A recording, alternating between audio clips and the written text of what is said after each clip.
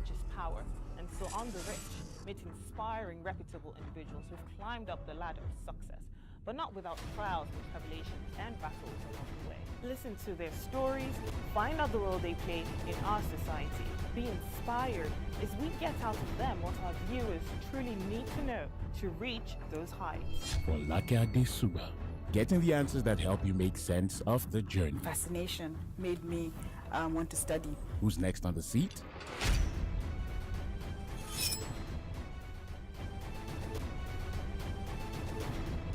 Find out on The Reach, weeknights on NCTV. Hello everyone, welcome to the show. Thank you for joining us on The Reach. Today I have with me Barrister Roseline Nwosu. Thank you so much for being here. Thank you for having me. Now we're gonna just give a quick introduction, if that's all right with you. Yes. Now, Barrister Nwosu is a well-known lawyer. She is a wife and a mother of 5 children and has 5 grandchildren as well. Let's see if my team can cue up the pictures for you to look through so we can have some visuals to go along. Now, she's a seasoned and experienced egalitarian practice who was called to bar since 1981. Now, she has served as a legal advisor in various capacities to the federal government of Nigeria, as well as the Federal Ministry of Justice, and later on Corporate Affairs Commission, where she retired at the directorate level. And she is now managing counsel Rose Ojiako Nwosu and Company, if I'm correct. Yes.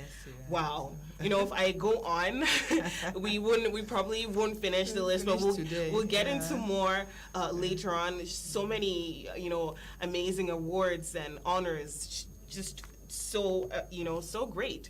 Now, she's a prominent member of the International Federation of Women's Lawyer, FIDA, as well, but we'll get into that later on. Let's start a little bit light. Now, how did you come into the realization of what you truly wanted to do? So can you walk us sort of through the journey, and did your parents play a role in this in influencing the choice? Because we have that typical Nigerian sense of where our parents always say, okay, you're going to study law, you're going to be a doctor. So can you sort of talk to us about that phase? Yeah, well, my late father was a very successful lawyer, and in fact, Nigeria's first ambassador to Western Germany, but he died in active duty. So I come from the family where you have a lot of lawyers, so to say. So it's like something in the family. It's not as if anybody pushed you into it. It just grew up as a child, seeing what is going on in your family and all that. So I can say that from my environment, it was something that I really, really wanted to do. Even after my father's death, one of my aunties, who is also, who also did law and all that, she was constantly telling me how successful my father is, and also my mom and some other relatives, and even friends, faraway friends, people who knew my father when he was practicing. So, when I was growing up, I was curious to really know what law was all about, and I had the opportunity of having people around me who could explain one or two things. So when I was in the secondary school, I made up my mind. I said I was going to be a lawyer, and I'm happy I made that decision, because up till today, I love law. I don't think I would have wanted any other profession. How much of a role did your father play in? How did that affect you when he passed away? How were you able to deal with it and still move on and carry on with your goal? Well, I mean, in life, the challenges that life throws to you, you have to work through them. I was actually quite young when my father died, but then, the legacy, let me say that, the legacy he left behind encouraged me to work hard. Then with my mom, my mom was always there, making sure that we try to learn how to do the right things. And she too is a hard worker. In fact, she just turned 81 on the 12th of this month, and my junior sister in the US celebrated and all that. So, I mean, it's an encouragement from my mom, and then the legacy, so to say, the reputation that my father had built before he passed on. It encouraged me a lot to make sure that I stray, so to say, on the right path. Now, since we're still talking about, challenges and just getting through benchmarks and things that are thrown your way in life. Now, what are some of the struggles you encountered along the way as a young woman who is trying to navigate herself within the world of law and in general as well? You know, in the olden days, so to say, law was supposed to be a male thing, but I'm so happy that a lot of women are. In fact, it's like the female lawyers have really taken over. In the law school, in the universities, you have a lot of ladies doing law. Well, it's quite challenging, so to say, especially when you're a newly married woman, you know. When I was in Federal Ministry of Justice, my children were very, very young, and then there was no excuse for me not to cover my schedule of work. I had to go sometimes to travel, to go and do cases, different places, but then that was the time that it was possible to have your relatives staying in your house, so people who could help you to, you know, take care even when you are not there. It was quite tough, and then sometimes, because I had cases to do, I had to, apart from the traveling, going for courses, conferences, and all that, which is normal in a normal civil service setting, I still had to stay up sometimes into the night to read up for my cases and all that. What kept you grounded? What kept you going? Well, I must say, I must give a lot of kudos to my husband. He was always there for me. Luckily for me, he's a professional too, a chartered accountant, so he knew what it meant to be a professional, that you had to give it your best shot. So he was always encouraging me. And then my mom was there at the background telling me, you can do it. You know, all those affirmations that parents do, it goes a long way to help the children. And when you keep on telling your child, you can do it. Yeah, it may be difficult, but it is doable. Some other people have done it, so you can do it. Just go ahead and do it, you know. Well, we're going to go into some more details about strategies that Barrister used in getting her, you know, along her journey. We're going to take a short break first. We'll be right back. Stay with us. On the rich, inspiring reputable individuals who've climbed up the ladder of success, but not without trials and tribulations and battles along the way. Listen to their stories, find out the role they play in our society, be inspired as we get out of them what our viewers truly need to know to reach those heights. Folake Adesugba, getting the answers that help you make sense of the journey. Fascination made me want to study. Who's next on the seat?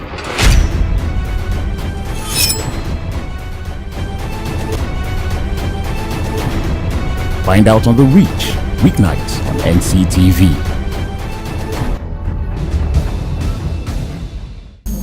Welcome back. In case you're just joining us, I have with me Barrister Roseline Nwosu, a well-known, prominent, highly respected lawyer. And we're talking about her journey and getting through roadblocks and navigating through the world in the world of law and trying to get through benchmarks. Now, what was your experience like being called to bar? Well, it was a joyful occasion. At that time, the chairman of the law school was somebody that knew my father, and he was there. And I remember the first time we had our law dinner, it was, like a tradition for you to shake the hand of the chairman and all that. Immediately I came to him and he looked at me, he saw my name, he said, my goodness, are you this kind of person, you know? And I said, yes. It was quite joyful. I had a good time in the law school. We had to put in extra work because I did law part one. I studied in Queen Mary College, University of London. Because of that, I had to do 4 extra subjects. You know, compared to the Nigerian student, they do 6 subjects. We had to do 10. So it was a lot of hard work. But I mean, when you know where you're going to, haven't obtained your LLB, you know that the next step is to get called to the Nigerian bar. And then from there, so I mean, we knew where we were heading to. There was hope.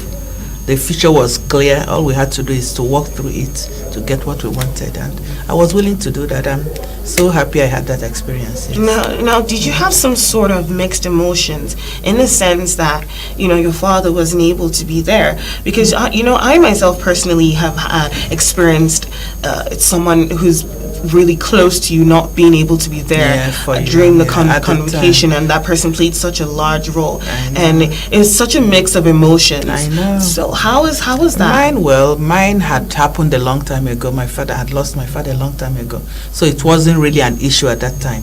I think I had walked through the emotion. I was quite young, really. I I've walked through the emotion over the years, but you always have this thing at your background. If my father is there, maybe it will be better than it is now. But I had a good opportunity and I was grateful. Now, you're a mother of 5. Now, how are you? I mean, can we get some of those pictures up? Where's?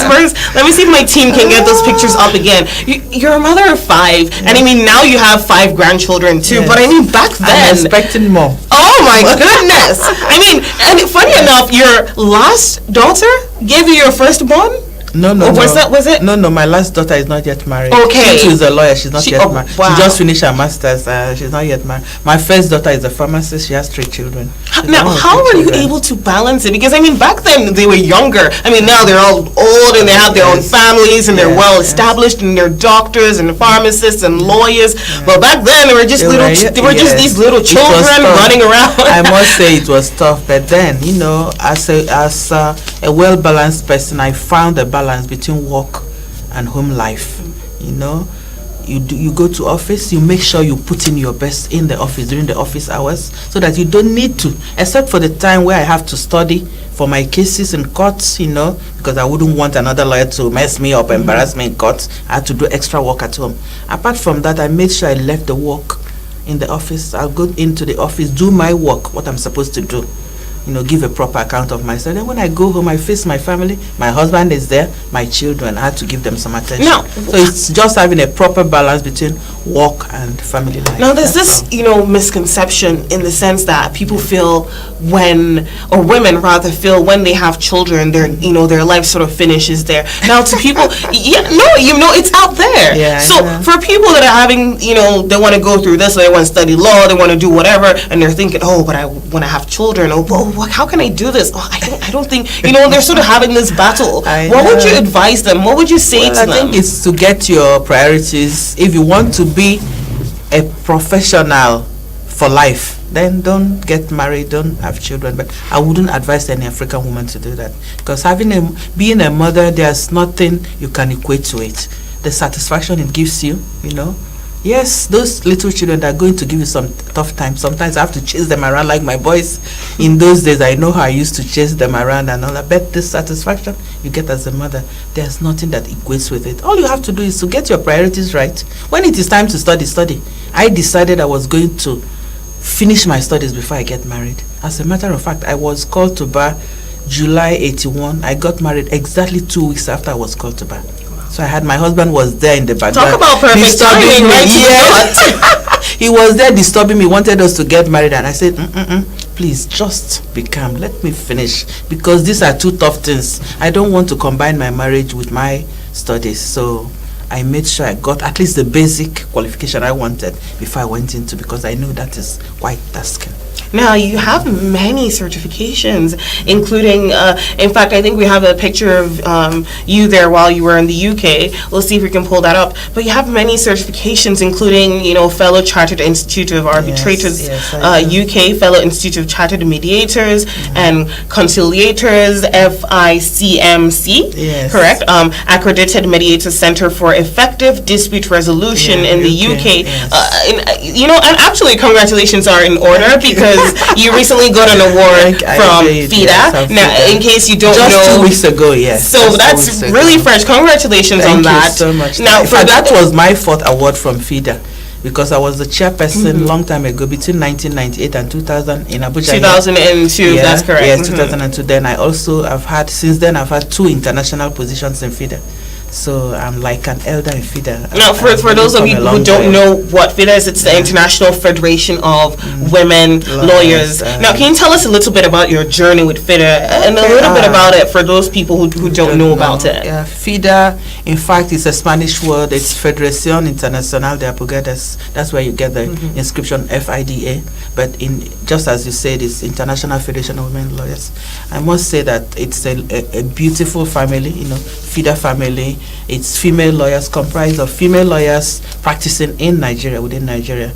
We have our main objective is to work for women and children, enforcing their rights, making sure that women and children around us are, their rights are respected and enforced and all that. Because we know that if you can get the women and children in the right perspective, they are the backbone of the family, and if they are feeling okay in a family, then the family is going to be happy, and we're going to, the society is made up of families. We're going to have a strong society. We also, do so many other things. We have, for instance, in Abuja here, we have a family law center where women that are being maltreated and that are having issues in their marriages, or even those that are not married, like a girl that has a child out of wedlock and all that, she can come in, lay her complaints. If she is indigent, meaning she cannot really afford a lawyer, because we are not, sometimes we have rich women coming in, they just need our support. Like the days they will appear in court, we'll be there to support them.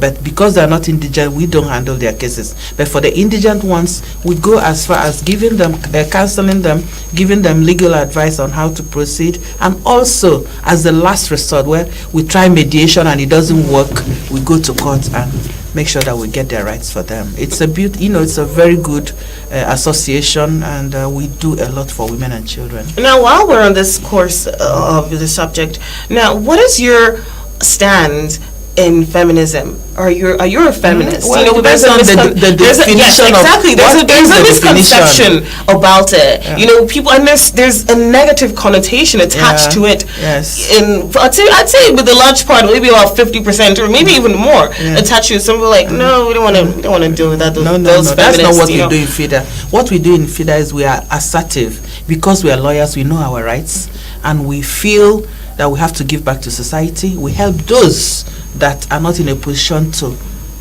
get their rights respected. We help them along the line. Feminism, to me, that the way I understand it, I don't know if that is the real definition, is like, fighting with men and all that. But we don't do that. We work with men, but we insist on being respected, and we are quite assertive. Nobody gives you your rights. You have to take it sometimes. If that is the definition of feminism, I don't know. But sometimes we have to really, really work hard. We make sure that we don't fall back, and we don't want to get things because we are women. No, we want to work for it and be respected, and giving it because we earn it.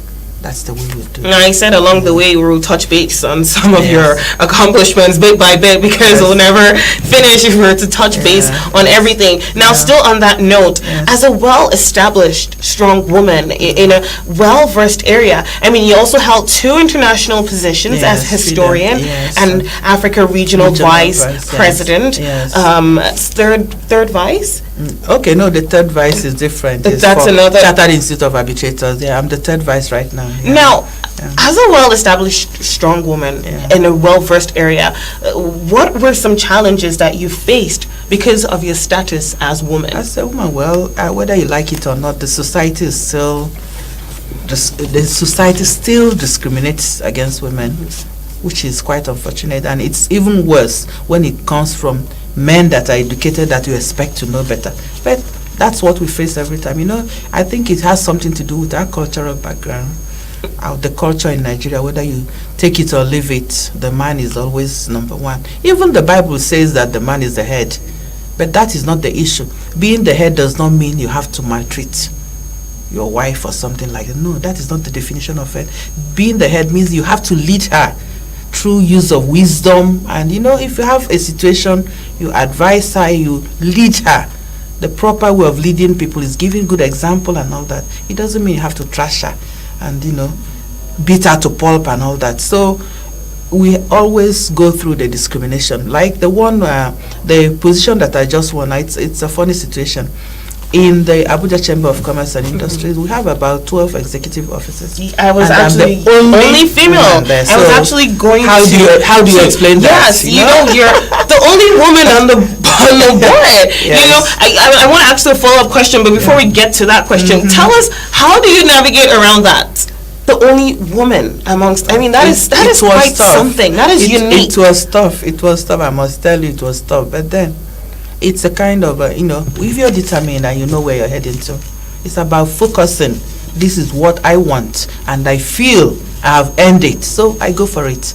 Despite distractions, they will try to distract you, but you don't fall into the distractions. You just focus and go for what you want. Go for gold, as I would say. Now, women that are empowered in the workplace, you know, women who know themselves and they're in a position of, authority, or women who just, know themselves and know what they want to go after, they're challenged in their workplace. They face, you might be hate or, just challenges. They're challenged, like if they want a high standard, they want work that is up to par, they're being challenged. But if it's a man, that's not the case. Women are still facing that. And some people might see that and they might be discouraged, and they don't want to go through that, and it might sort of dampen on them the empowerments that they have. How would you advise women that are going through this sort of situation? Well, it's what I've said before. You focus on the goal. What is it that you want to achieve? Don't allow anybody to distract you. Because of the culture of our society, most men feel superior to women. That is the beginning of it. So when a woman is the boss to a man, the man may be wondering, why do I have to work under her? That kind of situation. But when you demonstrate competence and control, self-discipline, control. By control, I mean your onions. It's not just get into a position because you desire to be there. No, you'll be able to lead the people under you so that they can, you earn respect. The way you conduct yourself, the way you demonstrate competence, people will learn to respect you and you'll be okay. Yes, the discriminations will come here and there, but then, as I said, just focus on the goal, the main goal, and forget about what is happening by the side. Now, in Nigeria, what do you feel are some of the challenges that women face that need to be addressed? Well, I don't know. It depends on the sphere. Which sphere are you talking about? When it comes to, in the workplace or in the society, some things that, need to be addressed. It shouldn't be that way. Well, it's just as I said, is discrimination. The discrimination is always there. The average man feels that the man will do whatever it is better than a woman. And then some of our women don't help matters. Some of them make a lot of excuses. I remember throughout the time I was having my children and all that, except when I go on maternity leave, I don't abuse the fact that I have a young child to be taken off from work every time. Some women do it and it's not good at all. When you don't give a proper account of yourself and then you expect them to give you positions, they will have a second thought about it, because if you can't do it at this level, what makes you think you can do it at that higher level? So it's in all, it's an issue of discipline and demonstration of competence, and then having a way of, personal effectiveness, so to say, how you deal with people. Very, very important. Relationships, very, very important. We're going to talk some more on that, but we're going to take a short break. We'll be right back. Stay with us. Okay. So on the rich, meet inspiring, reputable individuals who've climbed up the ladder of success, but not without trials and tribulations and battles along the way. Listen to their stories, find out the role they play in our society, be inspired as we get out of them what our viewers truly need to know to reach those heights. Folake Adesugba, getting the answers that help you make sense of the journey. Fascination made me want to study. Who's next on the seat?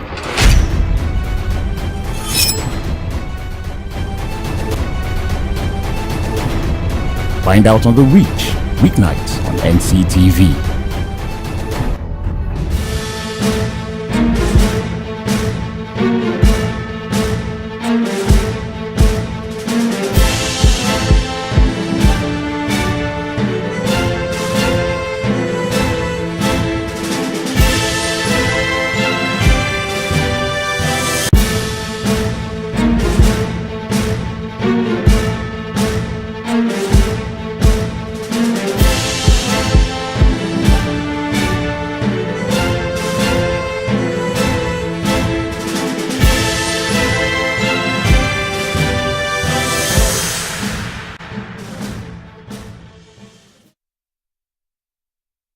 Knowledge is power, and so on the rich, meet inspiring, reputable individuals who've climbed up the ladder of success, but not without trials and tribulations and battles along the way. Listen to their stories, find out the role they play in our society, be inspired as we get out of them what our viewers truly need to know to reach those heights. Folake Adesugba, getting the answers that help you make sense of the journey. Fascination made me want to study. Who's next on the seat?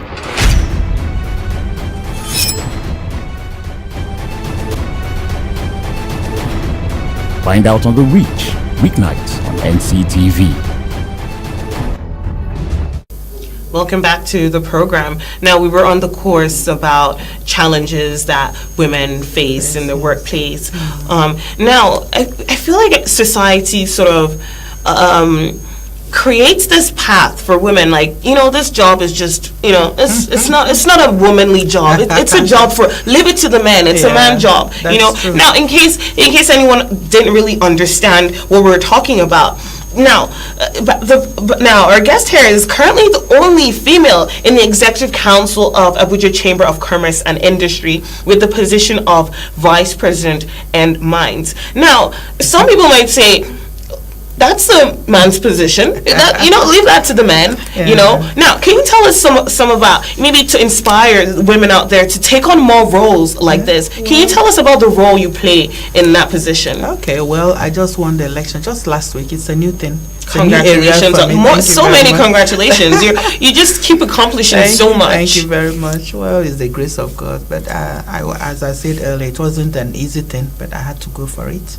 When you're convinced that you have something to offer, I don't think there's any straight jacket now between strict division between what a man can do and what a woman can. Yes, in the olden days, women were doing something like teaching, nursing, and all that. I remember when I wanted to do law in London, one of my uncles, very, very surprising, somebody with a master's, advised my mom that he thinks I should do teaching, I should do education so that I can get married easily. When my mom said, I said, please don't even say it again. I have made up my mind, this is what I want to do, and I think getting married or not getting married has to do with your character and every other thing. It has nothing to do with your profession. That's the way I think. Now women do everything. You have a lot of women engineers, architects, all sorts, a lot of female lawyers, doctors, and what have you. So I don't think it's a matter of your gender. It has nothing to do with your IQ, your intelligence questions. That is what determines what you can do, how intelligent you are, how easy it is for you to understand things and all that, and how prepared you are to take on the responsibilities associated with the position. Like the position I've gone for now, I've already started doing my homework. I know that recently the Minister of Mines and Power made out a book that they call The Roadblock for Mines in Nigeria. It's an untapped resource. So many illegal mining is going on all over Nigeria, but there's so much that we can do in that sector. So I'm prepared for the work and I'll go for it. That's why I decided to contest for it. Now, I know you stated there are many challenges. What do you feel is the most prominent one that we should start addressing immediately? Well, number one, I think women should learn to believe in themselves. Belief in self is so important. If you don't believe you can do it, nobody else, there's nothing anybody can do to help you. So I think that's the starting point. You have to convince yourself you're ready to put in the work needed. You believe you have the capacity to do what you want to do, and you have a passion for it. If you do, you go for it. Don't worry about the distractions or somebody telling you, oh, no, you can't. Nothing like that. It won't work. And then you have to be ready to put in the work that is needed to accomplish your goal or your task. If you're ready to do that, and then don't sell yourself cheap. There's some women that compromise, like sleeping with men to get to positions. You sleep with a man to get a position. He will never leave you alone. Even when he brings you into that establishment, he still wants to keep on having that bite by the side, even when he's married and all that. It's like a cheap labor or cheap provision of desires for him. No, it's funny that you bring that up because there's a lot going around when it comes to, sexual harassment and women being sexually objectified. I mean, even in the workplace. It goes all the way down to Hollywood. It does. Ordinary people. It's everywhere. I spoke about that on my last episode too. About the Me Too campaign, which what we noted was that it didn't really touch base in Nigeria. But how do you feel as a society? What can Nigeria do to sort of erase that sort of negative connotation? And there's a lot of violence against women going on. Sexual harassment is one of them, and it's such an unfortunate situation because now it has really gone bad, really, really bad. You hear situations where a father is sleeping with his own daughter. Very, very unnatural situation. We don't know how long it took us to get to the level where we are now. But that is one of the things that FIDA is fighting about, sexual harassment. We've recorded some cases where we got a rapist jailed for 10 years, another one for 2 years, and all sorts of things. And we always stand behind such people. But then women have to come out and talk about it. A lot of silence is going on in that area, and that is why all these people that get involved get away with it. Women have to start coming out to report such cases so that we can deal with it. It's so rampant, and it's getting worse by the day, unfortunately.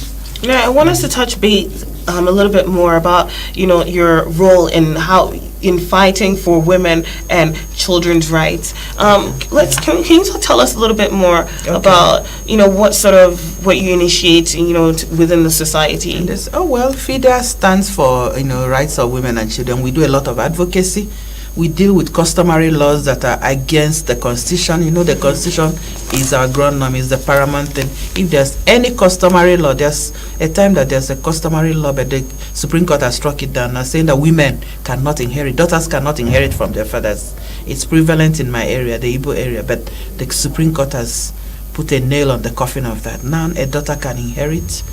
It's a situation of a widow losing her husband, and the junior brother of the husband wanting to, in quotes, inherit her, marry her by force. That one is gone with the wind. Now, there's so many things that FIDA has done, a lot of things through advocacy, engaging the parliamentarians, that is for law, passage of laws, like the violence against people's law and all that, and then also talking to custodians of customary law, like the chiefs, the imams, and all the people that have the authority, trying to tell them where the world is moving to and convincing them to be part of what we are doing. And also engaging men. We have some friendly men, because we discovered one of the meetings we attended in this UN in New York, in the CSW, maybe you're aware of it.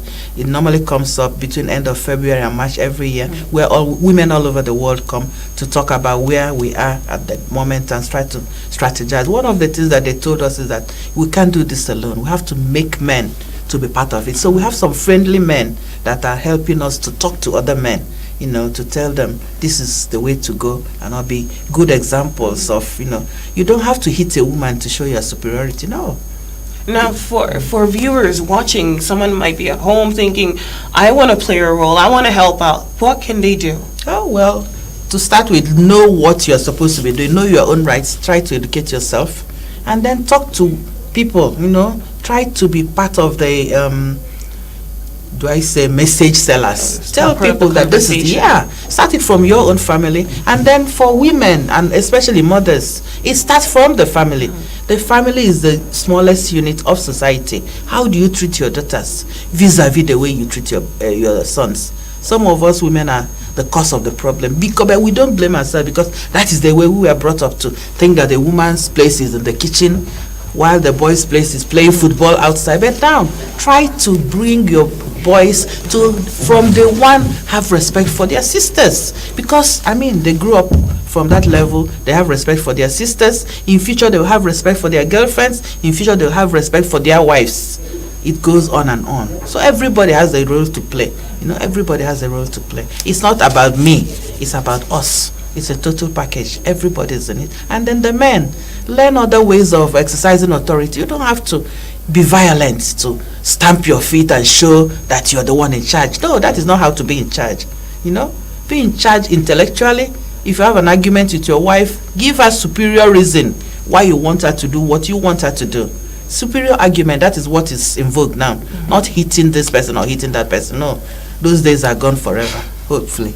But it's still happening, but we are trying to deal with that. Now we're gonna have to round up soon before my team starts pounding on my door. But quickly, because you are a lawyer and you've gone through, being called to the bar and all that, there's a little bit of controversy has been going on with the lady with the hijab incident. I'm sure you must, have heard about it. Now, what is your opinion on this matter?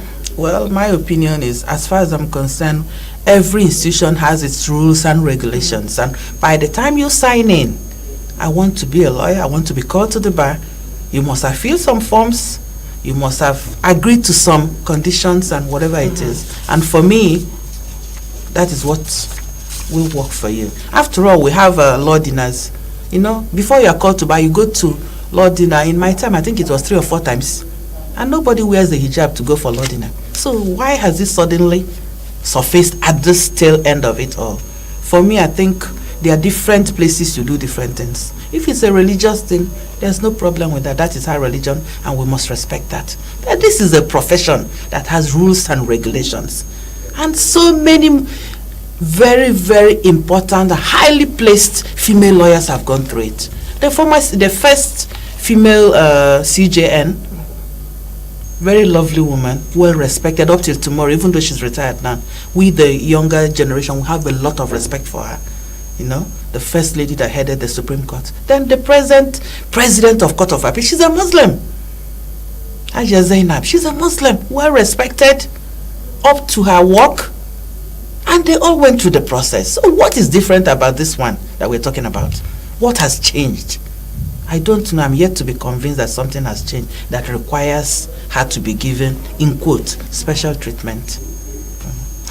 Well, thank you so much for your input there. Thank you so much for coming on the show, Barr. It has been such an honor and a blessing and a joy to have you in our presence. Thank you for educating us and giving us some words of wisdom to all the women out there and young men, you know, equally listening to such wise advices that you've channeled for us today.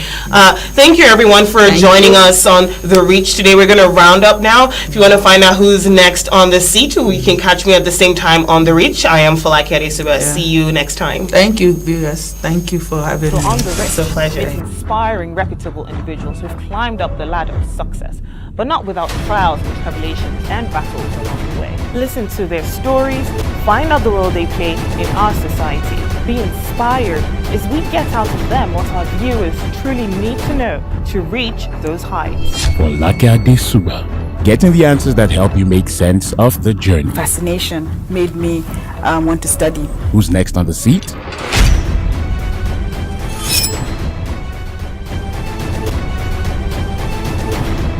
Find out on The Reach, weeknights on NCTV.